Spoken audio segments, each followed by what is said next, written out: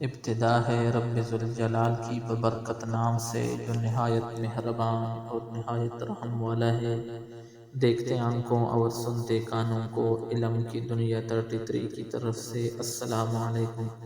اور ہم اللہ تعالیٰ سے دعا کرتے ہیں کہ اللہ تعالیٰ ہمیں جنت میں اعلیٰ مقام نصیب فرما دے، آمین یا رب العالمین۔ آج میں جس واقعے کو بیان کرنے لگا ہوں وہ ہے عقل مند بادشاہ۔ ایک ملک کا حکمران بنانے کا طریقہ بہت انوکھا تھا۔ وہ ہر سال کے پہلے دن اپنا بادشاہ بدل لیتے تھے۔ سال کے آخری دن جو بھی سب سے پہلے ملک کے حدود میں داخل ہوتا تو اسے نیا بادشاہ منتخب کر لیتے تھے، اور موجودہ بادشاہ کو علاقہ غیر یعنی ایسی جگہ چھوڑتے جہاں صرف سام بچھو تھے اور کھانے پینے کے لیے کچھ بھی نہ تھا۔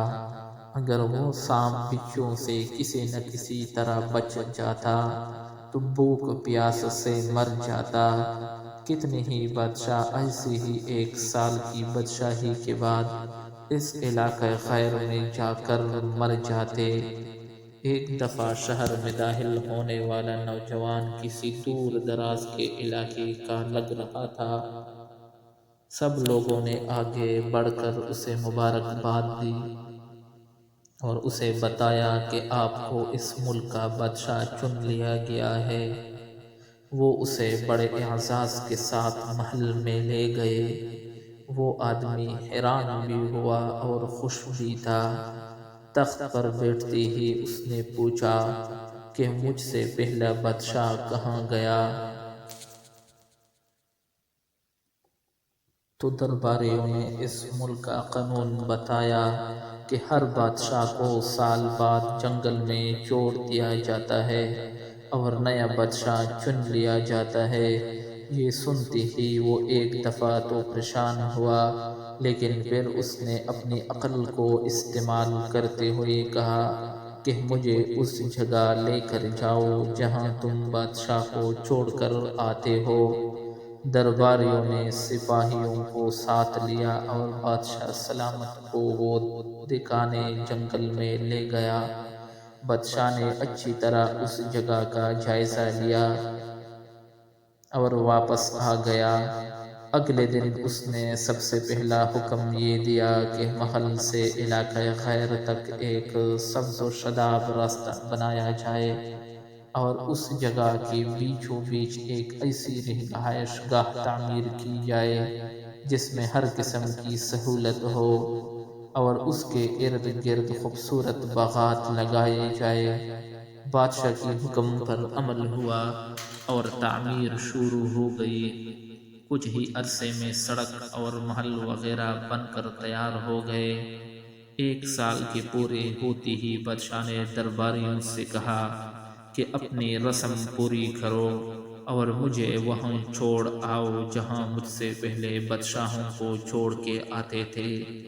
درباریوں نے کہا کہ بادشاہ سلامت، اس سال یہ رسم ختم ہو گئی ہے، کیونکہ ہمیں ایک عقل مند بادشاہ مل گیا۔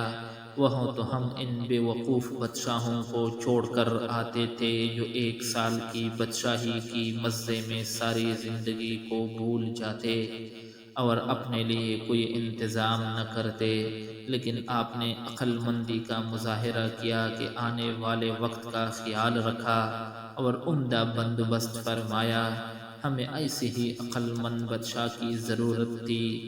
اب آپ آرام سے ساری زندگی ہم پر حکومت کرے۔ اس انوکھے ملک کا نام دنیا ہے۔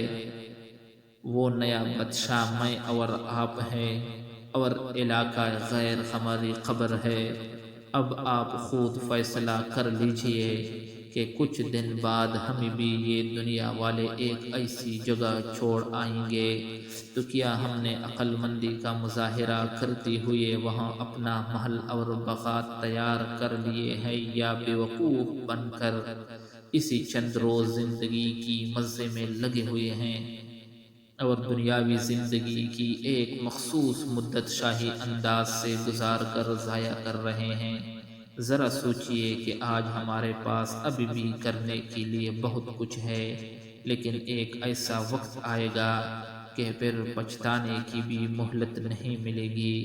اللہ ہم سب کو آخرت کی تیاری خوب سچی فکر کے ساتھ کرنے کی توفیق عطا فرمائے، آمین یا رب العالمین۔